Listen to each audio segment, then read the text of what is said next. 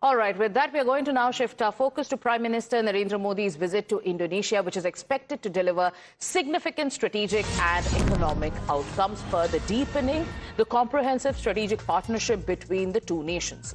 Indonesia is set to adopt India's expertise in election management with Indian support for developing Indonesia-specific electronic voting machines. In a major defense boost, Jakarta has also decided to procure India's indigenous Astra air-to-air missiles following their reported operational success during Operation Sindoor, while expanding its BrahMos missile inventory with additional batteries supported by India. Akansha is with us.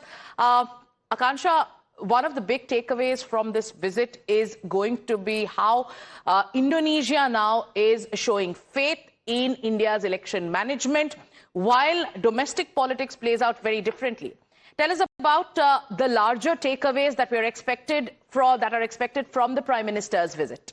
Right. So the faith that Indonesia has bestowed upon India is not one that's taking place just now. It goes back, say, centuries ago, since we have civilizational ties. But to just bring our viewers up to date with regards to how strong these bilateral ties are, remember they were elevated to a comprehensive and strategic level partnership back in the year 2018 when Prime Minister Modi had visited. So this time around, defense and maritime security cooperation is a key component. As you rightly highlighted, there is an agreement being forged with regards to Indonesia's requirement of the Astra missiles. They are, of course, looking towards purchasing the BrahMos missile, which, as we all know, will also be a greater sort of push for India's Atmanirbharta when it comes to our defense, say, exports as well. And we've already sold the BrahMos missile to the Philippines. So this time around, Indonesia will, in fact, become our second buyer. And that will also burnish our credibility when it comes to becoming a defense sort of manufacturer and provider as well to our neighbors. More importantly, they're also looking towards technology transfer when it comes to, say, a collaboration on the Scorpion submarines. As we all know, we ourselves have collaborated with France when it comes to the technology behind the Scorpion submarines. So we'll have to see if the announcements are actually made. But yes, defense and security maritime cooperation is going to be a key component. Not to forget that we are extremely strategic maritime neighbors. Both India and Indonesia share common waters, especially when it comes to the Arabian Sea. The Aceh, in fact, island has a port which is guarded in the western approach. Of course, of that is guarded by the Indian Coast Guards. Right. And so we become strategic partners, and Prime Minister's three-nation tour hopes to bring focus back on the Indo-Pacific. And so for Indonesia, it very much aligns with India's vision as far as Act East policy is concerned, or even Vision Mahasagar. Absolutely. And space collaboration, nuclear cooperation also have featured prominently in the conversation that you had, Akansha, with Sandeep Chakravarti, the ambassador, the Indian ambassador to Indonesia. Let's also listen in.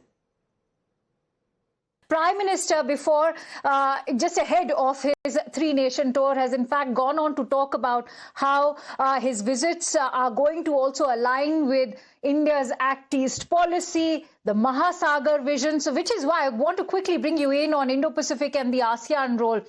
Indonesia wants to move from being a consumer to an exporter of digital solutions. Also, how Prime Minister is now ensuring to bring back focus on the Indo-Pacific, given that we've seen the U.S. administration's interest it's in fact declining as far as the Quad is concerned. So what is the role that India and Indonesia can play? I believe that India and Indonesia are the two major powers in the Indo-Pacific. In fact, Indonesia is truly an Indo-Pacific power. Its territory extends from the Indian Ocean, from the Andaman Sea to the Pacific. So engagement with Indonesia is actually towards fulfillment of India's Act East policy and the Indo-Pacific strategy of India. Similarly, through ASEAN, Indonesia participates in the ASEAN outlook on Indo-Pacific. So I am very convinced that Prime Minister's visit will enlarge our areas of cooperation. whether it is maritime security, whether it is HADR, rescue at sea, marine pollution, illegal and unregulated fishing, and also new areas of cooperation. We have a robust space cooperation with Indonesia. We are now looking at nuclear cooperation. So I believe that it's a very comprehensive relationship. And as India looks east, or rather acts east, I think most of the action or large part of the action will be in Indonesia because of the size of the economy, because of the size of the population, that Indonesia is also a democratic a country like India. In fact, one of the highlights of Prime Minister's visit will be his address to the Parliament of Indonesia. And interestingly, Akansha, we want to talk about how Indonesia is giving a big thumbs up to India's EVMs. Domestically, there has been a lot of politics around it. Legally, we've seen a lot of debates and challenges. But doesn't this come as a huge endorsement for India's robust election process? It is a huge win for India's democratic process as well. Remember, both India and Indonesia are democracies, and that's also part of the shared values that India and Indonesia share. And so for Indonesia to be looking towards India for these EVMs is not just, say, restoring faith in India's own democratic process, but it is also looking towards India's growth story as a blueprint that Indonesia wants to borrow from India. And that is what we are being told. It's not just going to be about EVMs, it's also going to be borrowing from our public digital infrastructure when it comes to UPI, right. When it comes to fertilizers, greater food chains. In fact, I can tell you that Indonesian delegations have been visiting India time and again to only learn when it comes to our development model, especially when it comes to our agricultural sector as well and fertilizers. All of that knowledge is being imparted. Why? Because India has elevated this bilateral partnership, which is no longer just traditional or about people-to-people ties. It's going beyond just a strategic partnership. It is about borrowing knowledge. It's about borrowing tech transfer. It's about borrowing public digital infrastructure as well. Much of it is hinging on, say, even defense, nuclear cooperation. Also, as you rightly highlighted, other sectors like critical minerals and space as well. Sagarika. All right. Thank you so much, Akansha, for breaking down those details. So all eyes are going to be on the Prime Minister's visit today. Lots lined up. Many takeaways. Let's play out another excerpt of Akansha's interview with the Indian envoy to Indonesia. Ambassador, defense and maritime, defense manufacturing, tech transfer, maritime cooperation is also on the agenda. Given India's Atmanirbhar push, what are the 2 to 3 priority areas where India and Indonesia can build long-term defense collaboration? Well, Atmanirbhar Bharat, I think, can very well synergize with self-reliant Indonesia. As you know, Indonesia is a country with rich resources, and for last several decades, it has powered the Indian economy. The Indonesian government has now implemented a policy known as downstreaming, which is basically value addition in Indonesia. So Indian enterprise has been very, very agile, and they have adapted to that.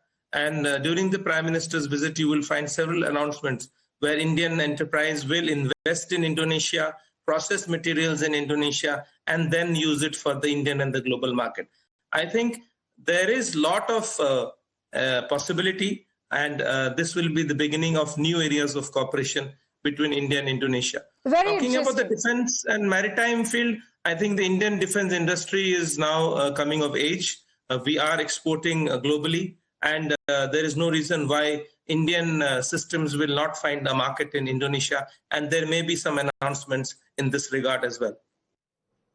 So it's the beginning of a new era of cooperation between both the nations. We're going to keep a close watch on the takeaways of that visit. But with that, viewers, let's tell you about what you can do when you want to catch the news on the move. Well, Times Play has you covered, the all-in-one OTT streaming platform developed by Times Network, uniquely blends premium digital video entertainment with real-time news broadcasting. So you can now catch your favorite news channel on Times Play, which is available on Google Play Store and also on the Apple App Store. Thank you for watching. Taking a short break.